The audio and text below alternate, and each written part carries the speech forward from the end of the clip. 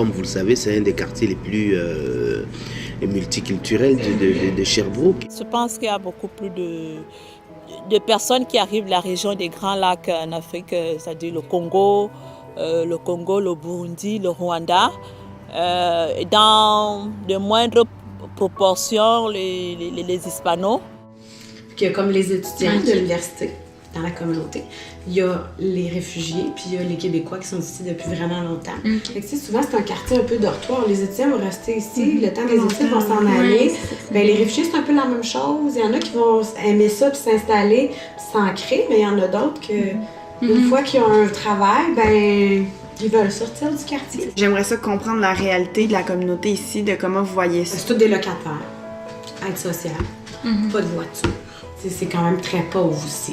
Fait que, tu sais, des demandes de nourriture, c'est comme j'ai pas d'argent pour aller prendre l'autobus pour aller voir le médecin, c'est commun. Fait que beaucoup de pauvreté, de la consommation, santé mentale. Puis, est-ce que vous voyez dans la communauté des besoins criants qui ne sont pas répondus du tout par des services quelconques? Le premier problème des immigrants, c'est l'emploi. C'est l'emploi, mais il faudrait également qu'Ascot s'en préoccupe. Les soins de santé et les services sociaux semblent difficiles d'accès et d'utilisation pour la communauté territoriale d'Ascot, qui est composée en grande partie de personnes immigrantes. Nous pensons que la langue, la méconnaissance du fonctionnement du système, la peur du jugement ainsi que la difficulté d'accès aux établissements de soins sont les principaux obstacles qui freinent ces personnes à utiliser les services offerts gratuitement par le gouvernement. Nous, à Ascot, on a fait un concept plus... ici, c'est plus le côté adulte. On fait les groupes activités adultes, les bureaux. Puis l'autre côté, on a la pédiatrie sociale.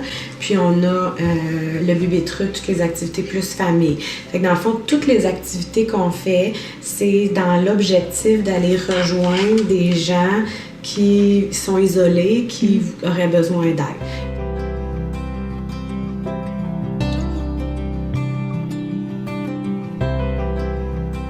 Pédiatrie sociale.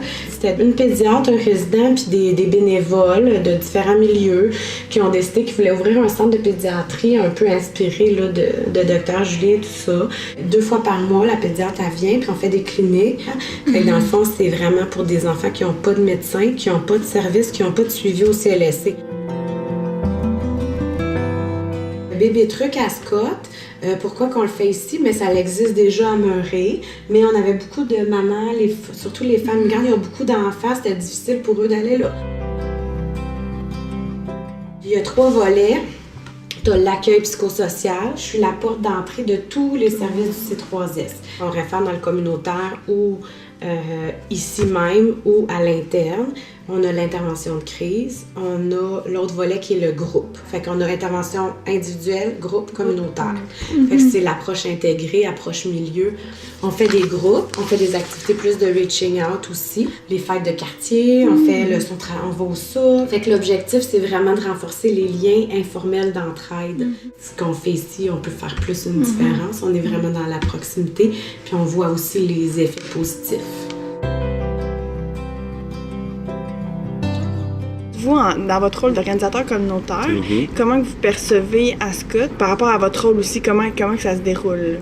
D'abord, j'ai un rôle de soutien à la table de concertation qui s'appelle Ascot en santé. J'y joue un rôle de représentant du C3S, on va dire d'Issus de l'Estrichu. On mobilise les partenaires du milieu pour participer aux différentes activités en lien avec la lutte contre la pauvreté et l'exclusion sociale. Mais il y a aussi des actions concrètes qui sont réalisées pour l'ensemble des résidents, l'ensemble de la population qui habite sur ces territoires. Et c'est important pour Ascot en santé que tous ces partenaires-là soient présents parce que les problèmes doivent être abordés sous un angle collectif. Donc chacun a un rôle à jouer, chacun comme institution, comme organisation dans le milieu pour faire connaître l'ensemble des services qui sont sur le territoire. Et j'ai le rôle aussi de soutien, conseil à l'agence de développement pour réfléchir ensemble sur les enjeux qui touchent le quartier, les stratégies à développer, comment on peut faire avancer notre plan d'action. C'est pour ce qui est de mon rôle. Je nomme la fête du quartier, j'ai nommé les souks tout à l'heure. Il y a le brunch interculturel qu'on organise aussi. Donc il y a différentes activités comme ça qui font en sorte, ce sont des rendez-vous en fait avec les citoyens. On se donne rendez-vous autour d'une activité et on vous invite à venir participer, à prendre part, à vous impliquer. Suite aux entrevues, nous constatons que plusieurs facteurs peuvent mener à cette réticence face à l'utilisation des services. Il y a une belle participation des citoyens qui s'identifient à ces quartiers-là et qui viennent parce qu'ils savent que ces activités-là sont organisées pour elles. Non seulement ils viennent participer, mais plusieurs contribuent aussi à l'organisation de ces activités-là. Par exemple, les fêtes des quartiers. On organise une fête des quartiers au mois de septembre au Parc Belvédère. À cette fête-là, il y a toujours entre 1500 et 1700 personnes. Bon, il y a quand même certains événements où on retrouve les immigrants, mais pas assez à mon humble avis. Les personnes ne savent pas que c'est fait pour elles. J'ai le sentiment qu'elles se disent que bon, nous n'avons rien à voir avec ces activités-là. C'est pas parce que tu habites dans le quartier que tu sais nécessairement ou absolument tout ce qui se fait dans le quartier. Il y a de la méfiance dans le sens de pas l'habitude de savoir, tu sais, même c'est quoi une travailleuse sociale ou confier mes problèmes à un inconnu. Donc très souvent, effectivement, les gens préfèrent ne pas partager leurs problèmes parce qu'ils redoutent les conséquences. Il y a beaucoup d'immigrants qui ont la difficulté de la langue, qui n'osent pas sortir ou parce qu'ils pensent qu'ils ne s'expriment pas suffisamment, ils ne vont pas comprendre ou se faire comprendre. Bref, le problème ne semble pas venir d'un manque d'organisme.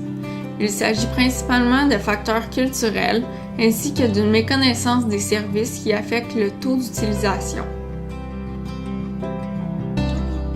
Il y a des nouveaux arrivants qui arrivent dans le quartier, des gens très scolarisés, qui avaient des diplômes de 2e, 3e cycle dans leur pays. Ils sont confinés dans leurs appartements parce qu'ils ne trouvent pas l'emploi. Parce que les diplômes ne sont pas reconnus, parce que l'emploi n'existe. Donc il y a une préoccupation, comment et qu'est-ce qu'on peut faire pour aider les citoyens du quartier à avoir accès à un meilleur emploi et tout ça. Parce que des immigrants sans travail, ce n'est pas des immigrants. Donc quand tu n'as pas un travail là, vraiment, tu n'as pas envie de t'amuser, tu ne te sens pas intégré, tu ne te sens pas bien. Plusieurs solutions nous semblent possibles afin d'augmenter l'accessibilité à l'emploi dans la communauté territoriale d'Ascot, qui semble particulièrement problématique pour les immigrants. Tout d'abord, il faudrait sensibiliser davantage les entrepreneurs afin qu'ils soient plus ouverts au multiculturalisme lors de l'embauche. Par le fait même, il faudrait idéalement que des entreprises s'installent dans le quartier afin de revitaliser l'endroit et ainsi permettre d'augmenter les possibilités d'emploi. De plus, il faudra augmenter l'offre de services en lien avec la recherche d'emploi dans le quartier d'Ascot. La rédaction du curriculum vitae, la préparation à l'entrevue et la recherche d'emploi seraient des mesures à prioriser tout en respectant les différences culturelles.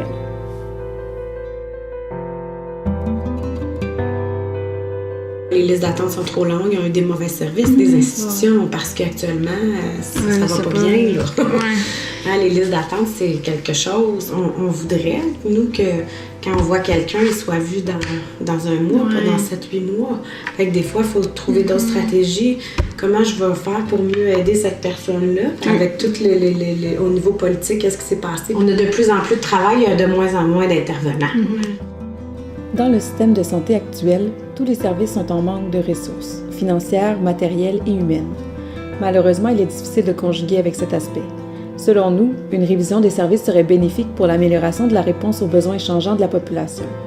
De plus, des revendications auprès du gouvernement afin d'obtenir davantage de ressources pourraient augmenter la qualité des services offerts. Des changements provenant de hautes instances nous paraissent nécessaires. Nous sommes reconnaissants, nous sommes conscients de tout ce qui est fait, toute cette aide-là.